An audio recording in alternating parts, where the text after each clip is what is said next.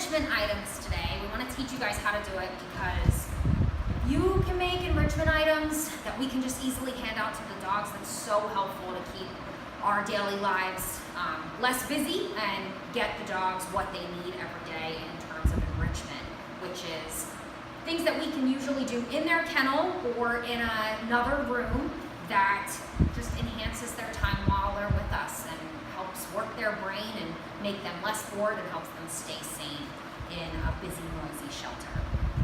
So we have some really good do-it-yourself things that we're going to do today. So they're really cheap. You can do it with your own animals at home and try them out, or come in here and help make them for our animals. So we have, you can see here, we have a paper towel tube and a toilet paper tube. So everybody has these in their house. You want to make sure that you have the ones that are brown. If they are bleached white, they're not great to use, just because as the dogs tear these apart, and that's what they do, we're going to stuff them and then they'll tear them apart.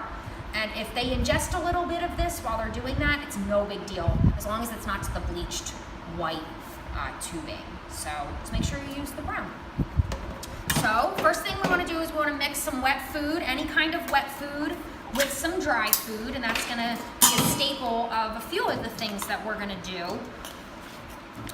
You'll see here too, we also have a lot of cat food. Dogs love cat food, so don't be afraid to use cat food, cat treats. It's an extra special thing for them just to get a little bit of that. Okay. Add in a little bit here. So this way, when we stuff it in there, it's really nice and sticky, and it makes it harder for them to get off. We don't want this taking, 10 seconds for them to eat. We want it to take a minute or 2 minutes, or some of these things will take a lot longer than that. They're much more challenging. We have some peanut butter. Again, a staple of dog ownership is peanut butter. So you'll see here. Make sure it doesn't come out the other side. Yep, so it's a little bit of an art form to do this. You can actually crinkle maybe this end here first so that nothing comes out of it. Just like that. And then with a spoon or with your fingers, if you want to get right in there, put it in. So I think we'll fill it like halfway or so. That's pretty good. One more scoop. One more scoop.